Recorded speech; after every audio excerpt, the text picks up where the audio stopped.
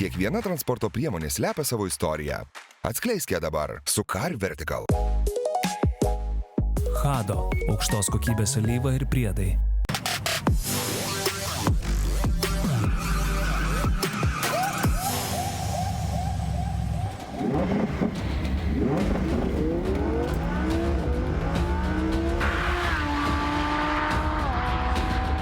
Užsidega studijų užrašai aplauze ir štai pasirodau aš priderinęs savo batus prieš tai šio automobilio. Aš neprisiderinęs niekuo, bet aš manau, kad šis automobilis šiaip prie visko dera. Noriu pradėti legendiniais Martino Liuterio Kingo žodžiais. I have a dream. I have a dream. Kiekvienas iš mūsų turite svajonę, kalbant apie automobilius. Vieni nori Porsche, kiti nori Volvo, kiti nori BMW. Žodžiu, viskas yra gerai, turėti svajonę yra gerai. Viena iš mano svajonių yra būtent štai šis Audi R8 modelis. Jau su šiuo automobiliu leidžiu laiką antrą dieną. Anksčiau man Audi atrodydavo gražus automobilis, bet kažkaip apie šį Audi R8 niekada nesvajodavau. Kai su juo pavažinėjau, aš taip pat pradėjau svajoti apie šį automobilį. Taigi, Audi R8.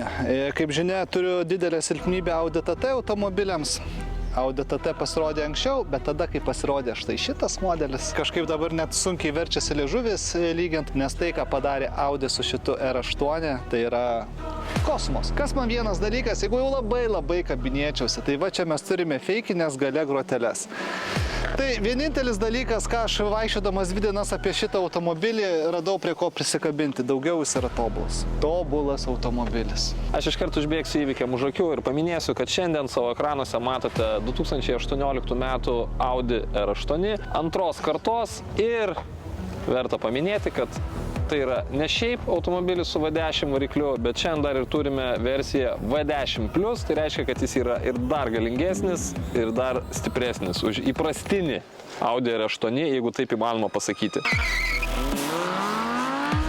Aš norėčiau dar kartą atsiprašyti žiūrovų, nes dar kartą paminėsiu TT. Tiek TT, tiek Audi R8 baigė savo gyvenimus nuo šių metų pradžios, jų gamyba yra uždaryta. Tai šitas automobilis tampa dar ypatingesnis. Kadangi šių automobilių naujų jau nebebus, mums belieka pirkti tik tai naudotus automobilius, o mes jau žinome, kad mes naudotų automobilių paieškas pradedam nuo Car Vertical. Štai čia yra automobilio asmens kodas, įsivedam į Car Vertical sistemą ir sužinom, ką jisai veikia.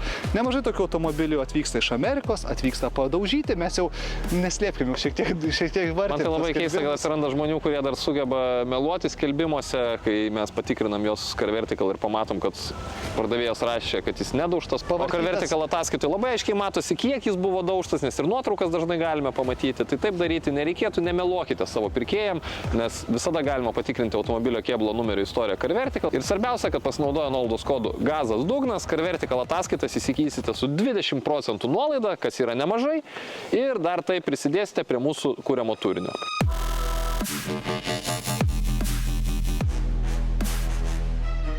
Šiaip Audi brandas autosporte yra pasižymėjęs nemažai. Turime legendinius ralio automobilius ir 2000-ieji buvo labai geras laikas Audi, nes Audi įsigijo Lamborghini, taip pat pasižymėjo Le Mane, stipriai pasižymėjo Le Mane ir Audi nusprendė, kad atėjo laikas sukurti tikrą Audi superautomobilį. Ir šitaip atsirado pirmoji Audi R8 karta. Pirmoji karta pradėjo savo gyvenimą su V8 variklių centre, vėliau gavo V10 ir įdomu, kad su antraja karta V8 variklių nebeliko ir antroji karta, tiksliau paskutinė Audi R8 karta turi tik V10 variklius. Pirmasis R8 turėjo panašų siluetą, bet jis buvo toks apvalesnis automobilis ir man turėjo to tokio Audi bulkiškumo. Taip, jisai turėjo tą senosios, bet tuo metu tokios mados buvo. O su šia antraja karta Audi R8 formos tapo aštresnės, dar įspūdingesnės ir dar labai įdomus dalykas, kad nebeliko va šitos vientisos dalies, kuri buvo R8 toks kaip ir išskirtinumas. Jo, ir kitas dalykas, žinai, kas yra. Man užkliuvo vieni tavo žodžiai, kad čia yra 18 metų automobilis. 5 metai, 6 6 metai automobiliui. Nu. Jis atrodo kaip naujas. Jis visiškai nepasenęs jo dizainas. Matai, ką reiškia kampuotos formos. Pirmos kartos 8. Jau šiek tiek yra senstelė, jo. jisai jau matosi, kad jisai nėra naujas. Čia absoliučiai naujas automobilis. Visiškai. Tai Čia nėra ką plėstis, visi matom, kad automobilis atrodo įspūdingai, ne veltui, tai yra Audi super automobilis ir išvaizda, aš neįsivaizduoju, kam gali nepatikti. yra žmonės, kurie labai nemėgsta Audi. Bet Audi R8 Mėgsta visi. Kas yra tikras super automobilis?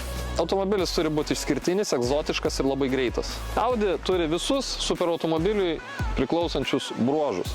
Tai yra variklis stovintis centre, toliau tikras space frame'as. Jo apie space frame'ą aš esu pasakojęs prie AMG GT, tai per daug nesikartosiu. Ir šio automobilio space frame'as yra labai atsparus apkrovai, visokiam sukimam, tempimam, avarijos atveju labai yra saugus ir jis yra pagamintas didžiąją dalim iš aliuminio lakštų, aliuminio profilių, bet su antraja karta dar atsirado toks dalykas, kad atsirado ir įvairių kompozitinių medžiagų, tai pavyzdžiui, ši dalis ir automobilio tunelis yra pagamintas iš karbono. Aišku, tas karbonas tikrai įdomesnė medžiaga negu mums įprastas karbonas, bet jis gavo kompozitinių medžiagų ir šio automobilio karkasas, tas space frame'as, jeigu paimsi jį pliką, tai jis sveria vos 200 kg. Šio automobilio durų rankenos yra paslėptos čia. Nes akivaizdu, kad jos tikrai kenktų automobilio aerodinamikai ir pagadintų šio automobilio vaizdą. Tai atsidarom duris ir tam, kad atidaryti variklio gaubtą, tai yra gaubta gale, čia po saugos diržu yra mygtukas. Taip, įsijungiam degimą, atsidarom gaubtą. Ir čia prasideda tikrasis grožis. Čia prasideda tikrasis grožis. Čia randame 5,2 litro V10 atmosferinį variklį. Kadangi turime versiją V10+, tai šis variklis turi 602 arklio galias ir 560 Newtonų.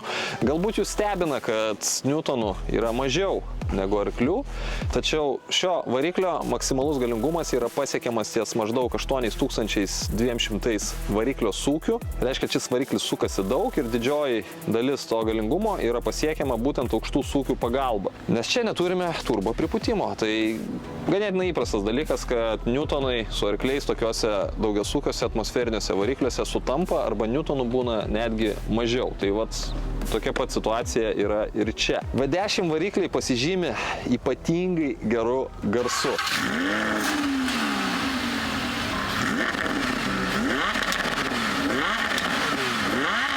V10 varikliai nėra labai dažnas gamintojų pasirinkimas, nes yra keli niuansai. Vienas niuansas, tai jos yra ganėtinai sunku subalansuoti. Šie varikliai turi nelyginį cilindrų skaičių vienoje pusėje. Dėl to variklius pagaminti yra šiek tiek sudėtingiau, atsiranda visokie papildomi balansyriniai velenai ir taip toliau. Ir dėl to, bent jau anksčiau, gamintojai dažnai rinkdavosi arba V8, jeigu reikia didesnio variklio, tada jau renkamės V12.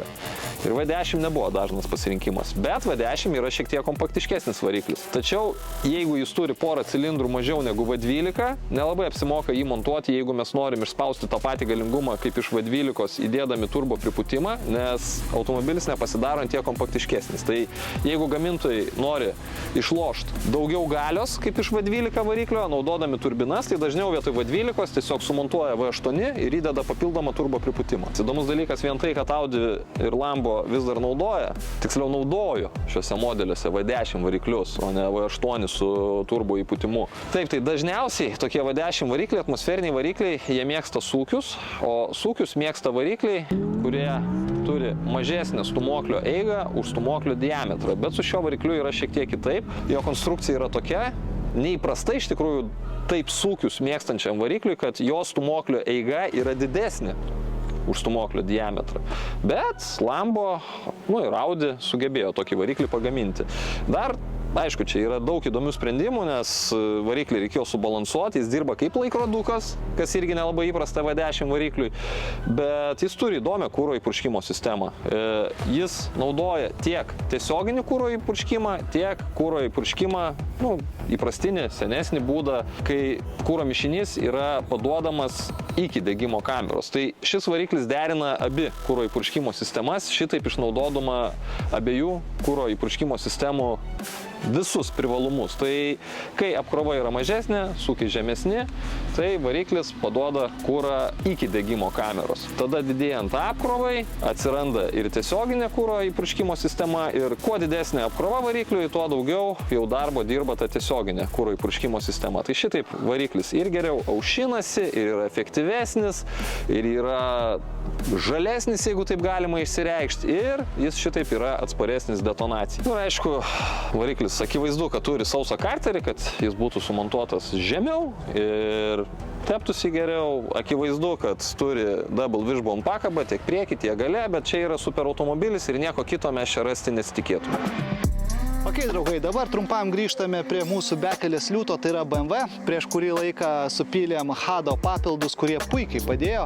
Aš net nustebau, kad taip nuėmė dūmingumą ir variklio vibraciją. O dabar turiu dar vieną priedą, tai kad jau tikrai užkirstume kelią visoms galimoms problemoms, tai va, turiu tepalinės sistemos spaudimą didinantis ir dūmingumą mažinantis priedas. Va taip oficialiai vadinasi šis Hado priedas, o jeigu trumpai tariant, šis priedas sutirština alyvą ir tepalas tampa tirštesnis ir padidėja jo spaudimas. Ir tokie priedai tinka tokiems automobiliams, kurie važiavę jau ne vieną 100 000 kilometrų. Būtent toks yra mūsų BMW, taip kad jau užbėgtume visoms problemams už akių, panaudosime ir štai šį priedą. Tiesiog šį priedą supilame į variklį, palaikome užkurtą ir priedas atliks savo darbą. Gerai, priedas supiltas, atliks savo darbą, mes paliekam dar variklį padirbti tuščia eiga kelias minutės ir viskas, procedūra baigta. O aš primenu, kad šiuos ir kitus Hado priedus galite įsigyti visose fizinėse Hado parduotuvėse, ten konsultantai jums suteiks visą reikalingą informaciją ir be to galite nusipirkti jums reikalingų priedų internetiniai parduotuviai hado.lt. Gerai, o mes grįžtame į laidą.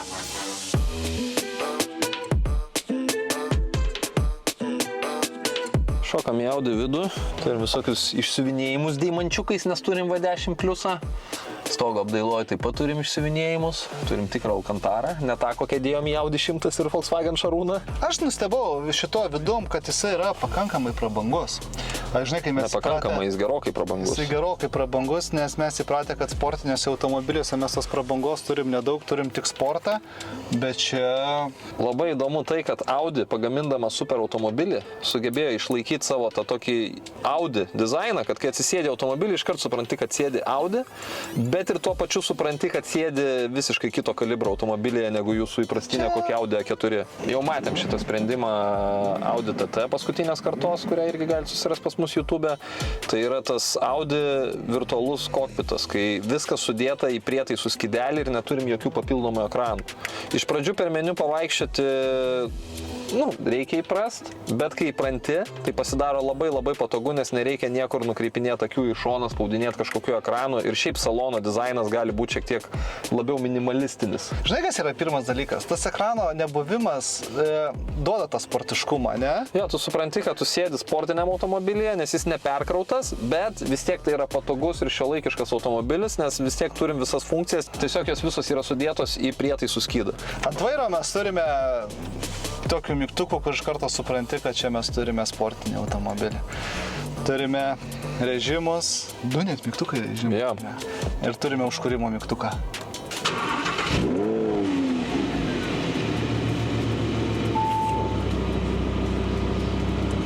Turime sklendės duslintuvę. Norite važiuoti ramiai, važiuoti ramiai. Norite garso? Turite garso. Bet šitas jau kas, bet jau šitas automobilis yra skirtas važiuoti. Todėl mes dabar eisim ir važiuosim. Ir įdomu, kad gale per groteles bumperyje galime matyti išmetimo sistemą ir net galime matyti sklendės, kurios atidaro sportinį duslintuvą, labiau praveria duslintuvus. Taip, nutiko toks dalykas, kad Paulius gavo pavairuoti svajonę. Galbūt kada nors jo ta svajonė ir išsipildys, bet kiekvienam noriu palinkėti, kad gautumėt bent jau pavairuotą automobilį, apie kurį svajojate. Sugraudinai dabar, graudu klausyt ir važiuojam su Audi R8. Nusinčiau savo draugų nuotrauką, žiūrėk, kokį automobilį šiandien rodom. Parašiau, kai man tas automobilis, tai suprato, kad gerai, bet sakau, tikrai tokio negaliu sau leis nusipirkti. Kaip tai sako, negali? Parduok namą, viską išsiparduok, persikraustyk pas tėvus ir nusipirksi. Tai čia tik poreikių klausimas, kas tau svarbiau, ar automobilis svajonių, ar komfortas. Tai pasirodo, kaip ir įmanoma sau leisti. Taigi Izidorius užsiminė apie kainą, tai toks automobilis, būtent toks V10 tokios komplektacijos kainuoja 140 000 eurų. Bet jeigu būsit kuklesni, paprastesni, kaip aš žiūrėjau, kad pirmos kartos R8 galima įsigyti jau už 40 000 eurų. Bet su V8 varikliu? Taip. Pačius pirmuosius. Gerai, o iš tikrųjų aš savo kelionę pradedu specialiai nuo miestelio, nuo labai lopito asfalto, nes man labai įdomu įsiaiškinti.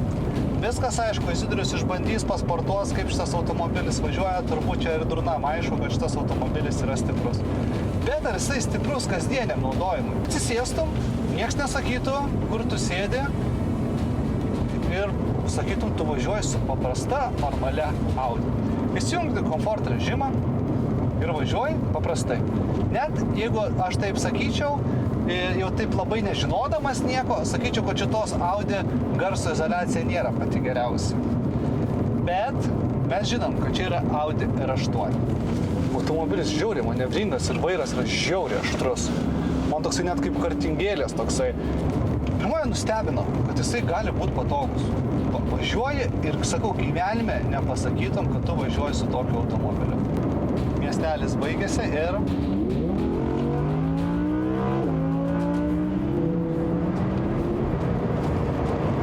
labai įdomus jausmas iš šito automobilio važiuoti. Su juo nebaisu. Aš nežinau, kas čia yra. Pavyzdžiui, man su Corvette, su visais tais galingais modeliais man važiuoti baisu. Šitas, jisai atrodo, kad jisai būtų prie to kelio prilipdytas. Aš jau nesu pats geriausias vairuotojas ir jisai man tokį suteikė pasitikėjimą savim.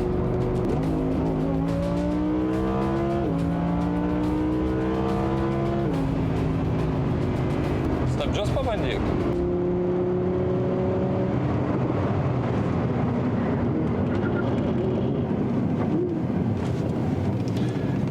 Gaila, kad aš važiavau su akiniais, nes kaip užstabdot, pilnai užstabdot, tai veidas ištįsta į priekį. Šitas automobilis yra kosmosas.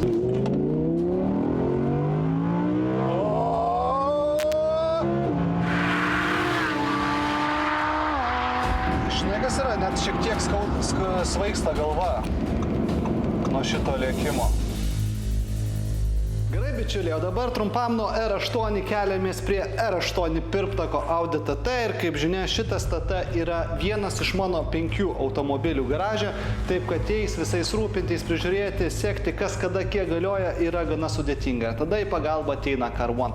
Visiškai nemokama programėlė visiems vairuotojams. Tai programėlė primena, kiek galioja jūsų techninė apžiūra automobilių, kur apsidrausti. Ir dabar gavau pranešimą, kad ne štai šiam, o mūsų kitam automobiliui, tai yra BMW X5 mūsų bekelės liūtui, baigėsi techninė apžiūra. Tai va, Car1 atsiunčia ir pranešimą, net ir e-mailą atsiuntė, kad jau laikas registruotis į techninę apžiūrą ir tai padaryti kuo skubiau. Jau antrą priminimą gavau, kad liko 5 dienos. Taigi, bičiuliai, visiems telefonams, tiek Androidams, tiek Apple, nemokama programėlė Car1, kuri automobilių rūpesčius padaro už jus. Tik nepavairuoja. Gerai, o mes grįžtame prie Audi R8.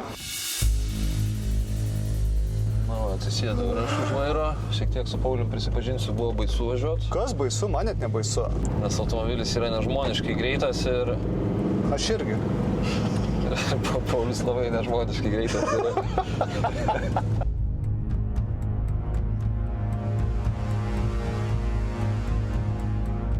Iš tikrųjų, per visą Gazas Dugnas TV istoriją, bet jeigu kalbant apie super automobilius, tai esu išbandęs tik Lamborghini Aventadorą. Taip, tai Aventadoras buvo kito kalibro automobilis, jis buvo ženkliai brangesnis ir galingesnis už šią Audi ir kaip super automobilis, kaip sportinis automobilis, Aventadoras man labai patiko, nes jis buvo nežmoniškai greitas, jis viską gerai darė, lengvai stojo, greitai bėgėjosi, greitai važiavo posūkyje, bet jis turėjo vieną problemėlę. Jis buvo per daug brutalus automobilis. Jeigu su juo išvažiuoja į miestą, jis visas daužosi, trankosi, tos pavaros smūgiuoja, jis tamposi visas, su juo sunku netgi važiuoti ir pavargsti. Ir aš netgi sulyginau su automobiliu skirtu tik trasai, nes su juo būna smagu trasoj, bet išvažiuoja į miestą ir pradeda nuo jo skaudėti galvą. Audi R8 šitos problemos neturi. Jeigu važiuoji įprastai, per daug nesportuoji, išsijungi duslintuvą sklendės, tu važiuoji ganėtinai tyliai, didžiuliai langai, sąlyginai tokio dydžio automobilių, nes matomumas yra nerealiai geras, kas mane labai nustebino. Ir įsijungus komfortą, kadangi turim adaptyvią pakabą, pakaba suminkštėja, jis važiuoja kaip sportiškas automobilis, bet realiai tas jo pats stiprusis kietumas yra tik tai žemo profilio padangų. Dabar turim 20 colių ratlankius, jeigu važiuotume su 19, aš įsivaizduoju, jis būtų dar komfortiškesnis. Ir tai tikrai gali būti automobilis, kurį galima eksploatuoti kasdien. Aišku, jis yra kietesnis už bet kokį, nežinau, Audi A6 sedaną, bet šiaip savo tuo universalumu jis mane labai nustebino. Ir kaip ir minėjau prieš tai, kadangi Audi turi virtualų kokpitą, viskas yra sudėta į skydelį, aš viską galiu valdyti vairo pagalba. Ir ant vairo aš turiu duslintuvo sklendės, akivaizdu, kad dabar noriu įsijungti sport. Tada turiu Drive Selectą, kur galiu pasirinkti režimus, tai komfortas, autodinamikas ir individualus. Tai dabar noriu šiek tiek pasportuoti ir įsijungsiu dinaminį režimą. Ir dar yra toks režimas su vėliavėlė, kai jau labai norite sportuoti, tai jau tada įsijungia performance režimas, tačiau performance dar turiu 3 nustatymus, tai yra kelio danga. Galiu pasirinkti, ar važiuoju sausa danga, ar šlapia, ar ant sniego. Nes įsijungus performance režimą, išsijungia stabilumo kontrolė, bet Audi vis tiek mums leidžia turėti šiek tiek stabilumo kontrolės, jeigu važiuojam slidesniu keliu. Noriu paminėti vienintelį trūkumą, kurį pastebėjau šiame automobilyje. Automobilis turi 7 pakopų S-Tronic automatą 2 sankabų ir jeigu pavaras mėtau rankomis, viskas vyksta baisiai sklandžiai. Bet jeigu noriu, kad automobilis įjungus Dynamic režimą pavaras parinkinėtų pats, tai yra vienas minusiukas. O dabar važiuojame savo. Automobilis parinkęs 6 pavarą ir aš dabar noriu užminti gazą iki dugno. Aš nežinau, ar jūs jautėt, bet buvo labai nemažas vėlavimas ir susitampimas, kai aš užminiau gazą iki dugno važiuodamas Dynamic režimu. Tai va čia buvo vienintelis trūkumas, kurį pastebėjau šiame automobilyje. Jeigu norite daryti staigų lenkimą, pavarą geriau žeminti lopetėlės ant vairo pagalba, nes nesmagus tas toks užvėlavimas ir net paspardymas į nugarą prieš pilnai žeminant ir parenkant tinkamą bėgį Dynamic režimu.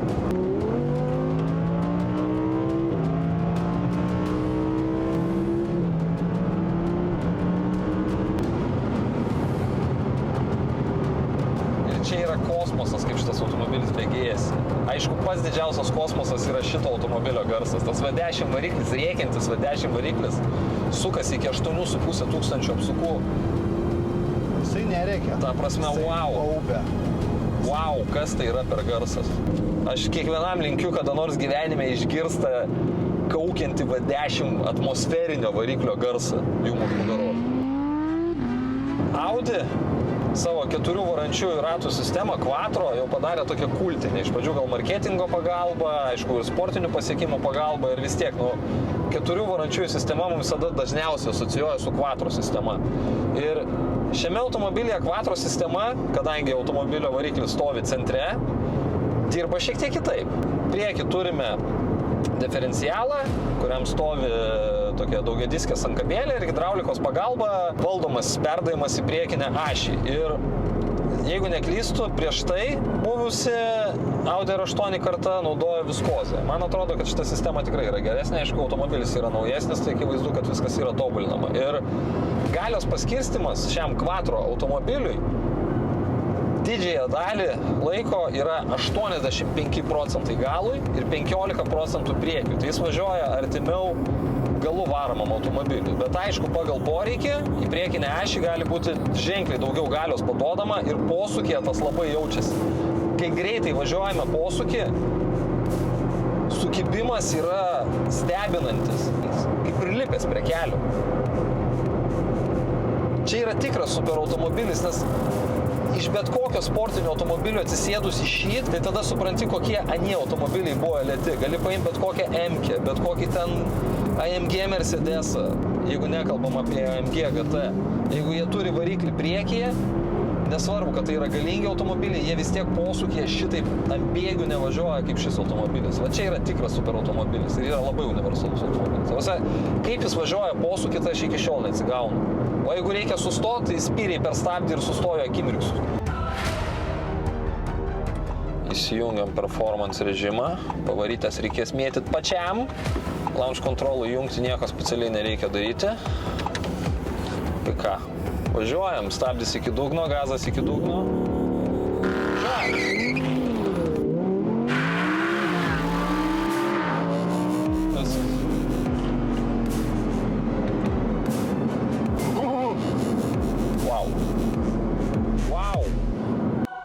Na štai.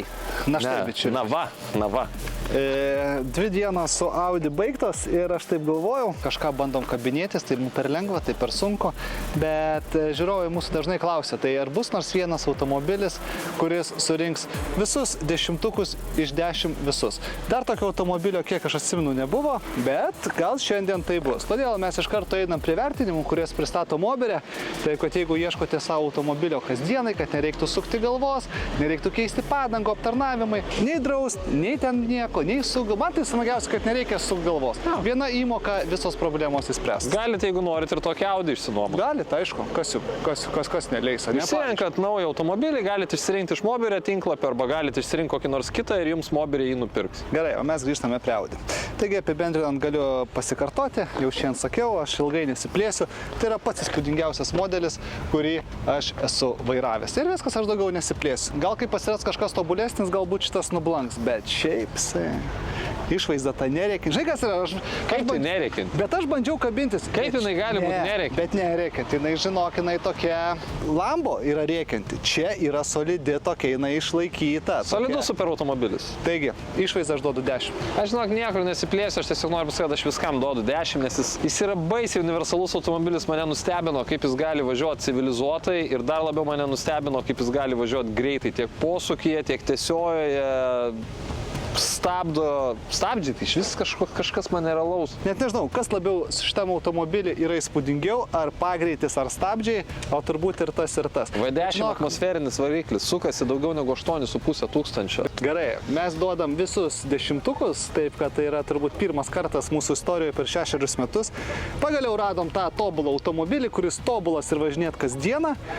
Na, aišku, kuro reikės pilt, mes to nepaminėjom. Tobulas apart to, kad 25 litriukus pilsi drąsiai ir visada. Jeigu koja nebus per daug sunki, jeigu bus per daug sunki, tai ir daugiau pilsit. Bet mes tai suprantam, kad tai yra superkaras ir kitaip nebus. Nes žinai ką, 2 dienas draugauju su šito automobiliu ir 2 dienas draugauju su degalinėmis. Ir per šio, kiek mes pavažinėjom, tai įsidariu kainavo apie 100 eurų kuras. Ja. Gerai, bičiuliai, taigi mes duodam 10 ir dabar labai svarbi jūsų nuomonė. Nepamirškit pas mus užeiti Instagramą, paspausti follow ir nepraleisti kiekvienos savaitės balsavimo, nes jūs taip pat labai ženkliai prisidedat prie bendro įvertinimo. Taigi, ir labai įdomu, ar ši Audi iš jūsų gaus 10. Ne, Gedas sako, kad visgi 10 nebus. Nu, taip jau yra su mūsų žiūrovais, kad jų tikrai yra daug, jūsų balsuojančių yra daug ir įvairių. Ir tai yra gerai, nes kiekvienas turi savo nuomonę, bet vis tiek balas šiam automobiliui ir žiūrovui yra labai aukštas. Gerai, bičiuliai. Aukštas balas galutinis šiai Audi R8. Ir žinai, ką dar aš pagalvojau? Žinai, dėl ko nutraukė Audi R8? Manau. Taigi išeis Audi G8. Ne, aš tai manau, kad dabar... Gedo garbiai. Gedo? Jo, dabar nauja kuria visiškai su Gedo pagalba automobilį, kuris pakeičia R8 ir, man atrodo, netgi Audi visas savo 4 raides A, U, D ir I taip pat pakeis į G. Taigi, aš tai manau, kad, na ką, šitą turbūt pakeitė Tron GT, turbūt galima sakyti. Irgi įspūdingas modelis, bet jisai, jeigu šiaip, jisai mūsų taip nesužavėjo kaip šis. vis tiek atmosferinis, tai priekintis variklis, tai yra... Jo, Aš negaliu, aš neįsivaizduoju, kokia jis emocija kelia. Aš nežinau, ar įmanoma buvo perteikti kažkiek per kamerą, bet aš viduje tai net viriau. Bet žinai, kas jis dariau? Dar kitas dalykas. Kai tu matavai jo įsibėgėjimą, gerai, ten 3,65. 3,5, pamiršom paminėti, aš užmiršau.